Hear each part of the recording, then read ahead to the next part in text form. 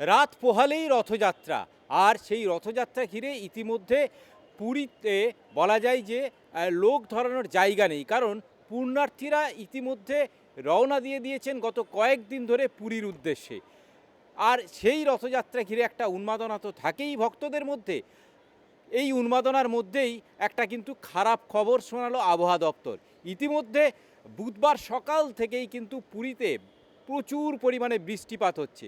আবহাওয়া দপ্তরের যেটা খবর, যে এই রথের দিন অর্থাৎ বৃহস্পতিবারও কিন্তু বলা যায় যে বৃষ্টিতে ভাসবে পুরী। তাহলে জগন্নাথ, বলরাম, সুভদ্রা বেরোবেন কিভাবে? সে ব্যবস্থা অবশ্য রেখেছে প্রশাসন, কারণ প্রশাসন তৎপর। পুরীর এই যে মন্দির সংলগ্ন এলাকা, অর্থাৎ যেদিক দিয়ে রথ যাবে সেই রাস্তা বা সেই এলাকার জল নিষ্কাশনের সমস্ত রকমের ব্যবস্থা রাখা হচ্ছে। লাগানো হচ্ছে পাম্প, যেখান থেকে সাথে সাথেই জমা জলকে তুলে ফেলা যাবে।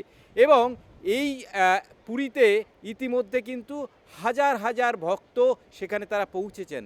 তারা ভাবছেন এখন কি করবেন, কারণ আবহাওয়া দপ্তরের যা পূর্বাভাস তাতে করে বুধবার যে বৃষ্টিপাত শুরু হয়েছে সেটা চলবে কিন্তু আগামী আরও দুদিন। তার ফলে বৃহস্পতিবারও কিন্তু এই বৃষ্টির ধারা বজায় থাকবে। আর সে কারণেই এই পুরী ভাসতে চলেছে এবার। সাম্প্রতিক গত কয়েক বছর ধরে আমরা যদি দেখি যে রথের দিনকে একটা বৃষ্টি হয় বা বৃষ্টি হওয়ার সম্ভাবনা থাকে, এটা কিন্তু ঠিক।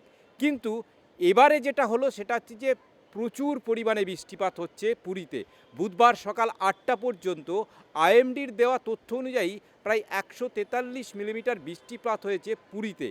শুধু পুরী নয়, এই পুরী সংলগ্ন ওড়িশা অর্থাৎ বঙ্গোপসাগর উপকূলে কিন্তু ভারী বর্ষণ ইতিমধ্যেই শুরু হয়েছে। আর তাতেই কিন্তু চিন্তার ভাঁজ ভক্তদের। কিভাবে জগন্নাথের দর্শন পাবেন, কিভাবে রথের দড়ি ছুঁয়ে তারা পুণ্য লাভ করতে পারবেন, সেই চিন্তায় কিন্তু এখন ভক্তরা। Sukamal Ghosh, news time digital.